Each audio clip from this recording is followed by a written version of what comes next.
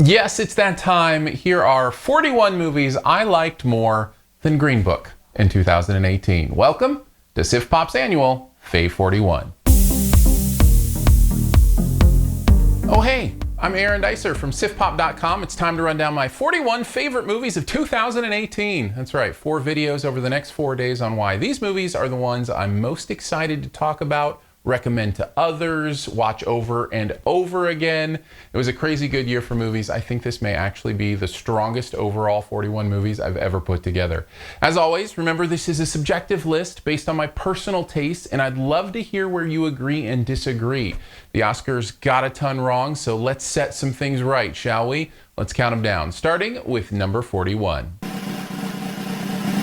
Coming in at number 41, yeah, it's Thoroughbreds. What an interesting movie. Now, usually when you kind of hit this section of my Fave 41, you're dealing with just kind of personal favorites of mine that I wanted to highlight and make sure made the list. In this case, though, I think we're dealing with some good movies, including this one. I love the performances here. I love the dynamic here. It takes a lot in kind of a dark comedy, a black comedy, for me to get involved. But there's some things going on here with the thematic material and with what these women are doing in their performances that I found absolutely fascinating. This isn't a movie for everybody, but I enjoyed it enough for it to make number 41. In at number 40, it is Boy Erased, starring Lucas Hedges as a young man sent to gay conversion therapy through his church and the trauma that he experienced while there. It stars him as well as Joel Edgerton as kind of the leader of this gay conversion therapy.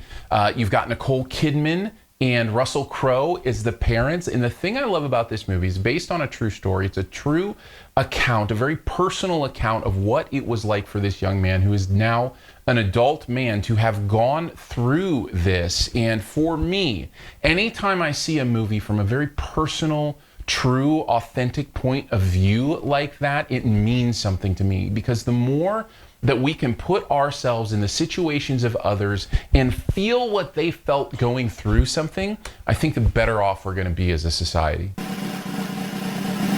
Heading into the 30s at 39, we've got American Animals, the true story of some friends who decided to rob a museum. And that's not a cool thing. The movie is interesting in that it's kind of a documentary, but also just kind of a movie. You're dealing with these 4 guys, what they went through, the idea of pride cometh before the fall, the idea that, robbing this place is going to be easy, and then everything that happens, and the realization on their part of what they're doing and why it is so tragic in a lot of ways. It's kind of a look into a human's ability to rationalize things. So you deal with this, you deal with the actual people who are in this movie that make it more documentary-like, but then you've also got the reenactment that is also kind of a movie. I found it fascinating, I found it interesting, and I definitely wanted to mention it. Coming in at number 38, one of the most overlooked movies this year in the award season, it's Widows.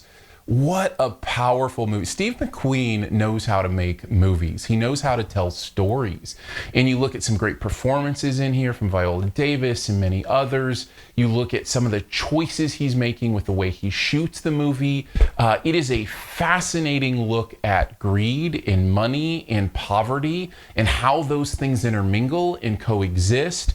And at the same time, it's a heist movie, which is also an interesting thing to enjoy and watch. Widows is complicated. Widows is interesting. Widows definitely deserves a place on your watch list for 2018.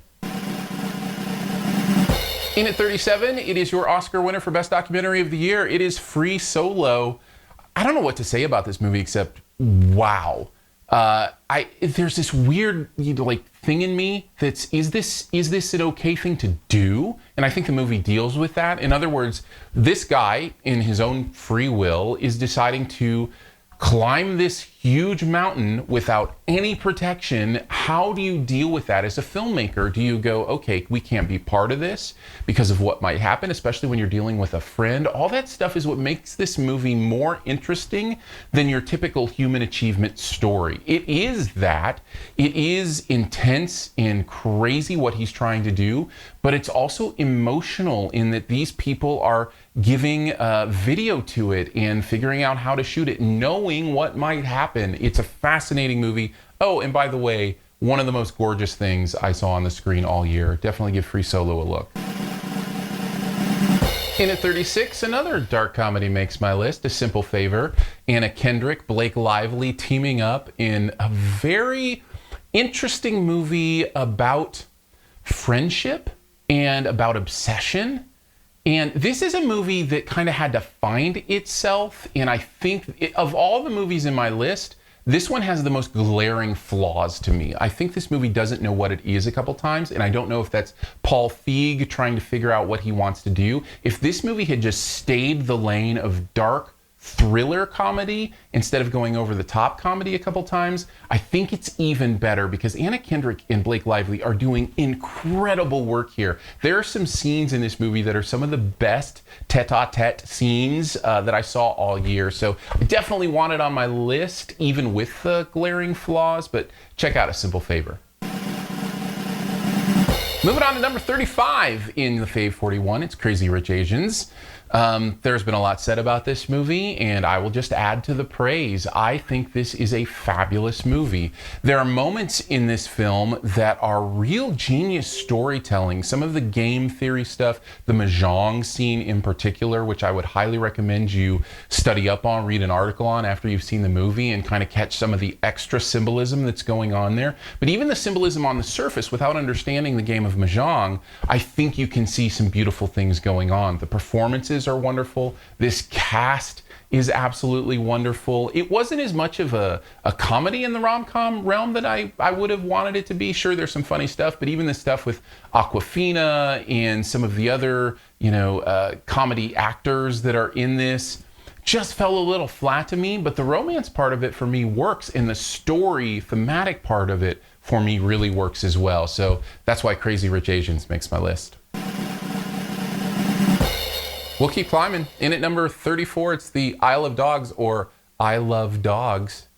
You can say it either way. Sounds exactly the same, and that's a beautiful thing. So is this movie. Wes Anderson, Fantastic Mr. Fox gets a lot of love, rightfully so, and I do like it even more than this movie, but he's right there with this movie. I think he's doing some really fun, interesting stuff. I love the world building that's going on here. I just love his quirky sensibility here. It's interesting because I didn't like a lot of Wes Anderson's early movies, but the last several movies I've really enjoyed, including this one. I had a really great time with this. I think it's fun. I think it's a movie that not only is interesting in kind of a humor way, but it's interesting in a way that you look at what's going on with this society and then kind of map that metaphorically into some other things that are going on. I think it's beautiful. I think it's wonderful. And Isle of Dogs is a great addition to your watch list for 2018. Number 33, Searching. People know I didn't like this as much as some. I think a lot of people have Searching way up in the list, but it's deserving to be here, if for no other reason that it takes a concept that I think is restricting and difficult to pull off, and manages to do a pretty good job at it. I think it is a powerfully emotional story, especially in those first moments when it's setting up what's going on here, that allows you to connect to the characters through their screens, through their laptop screen, their phone screen. In a movie that can tell a story in a unique way is always going to be interesting to me, and Searching definitely does that.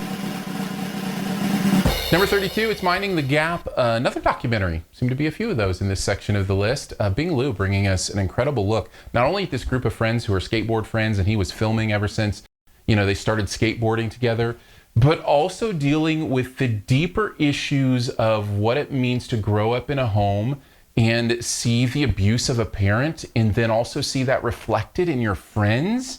And to be able to put that on screen and open up in that way is really beautiful. To stand up and speak your truth in a way that says, hey, we need to pay attention to this. I found it fascinating. I found it interesting for him to be able to explore his own friend group in that way.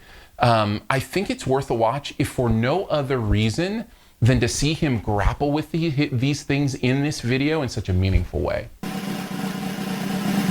Straight from the deep and meaningful to the silly, Ant-Man and the Wasp comes in at number 31. I love this movie. It's so much fun. Yeah, I know it doesn't make any sense. It's just going to be one of those movies this year that I loved anyway. Maybe it's because I'm all in on the Marvel Universe and I love all that stuff. Maybe it's because I think Paul Rudd is just hilarious in every single thing he does. Maybe it's because I think the, getting bigger, getting smaller stuff, the size changing stuff is kind of funny and a great conceit.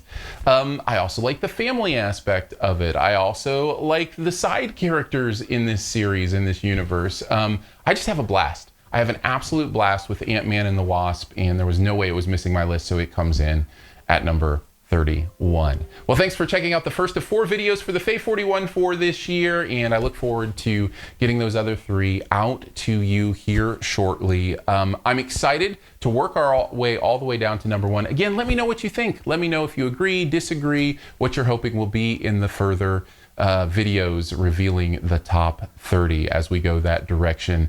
Thanks again to you for watching, for being here. Thanks to members of SiftPop at Patreon for supporting this channel, making it possible. Lots of fun stuff going on at SiftPop.com. You're going to want to check that out. The SiftPop podcast records every week, some new reviews and articles, those kind of things starting up in March this year. So excited to see SiftPop.com grow, excited to grow with you into what that is. And thank you so much for being here. As always, if you've got anything that you want to let me know, feel free to hit me up on Twitter at Aaron Dicer, AARONDICER, or DICER, excuse me, or at SiftPop, SIFTPOP, and we'll see you there.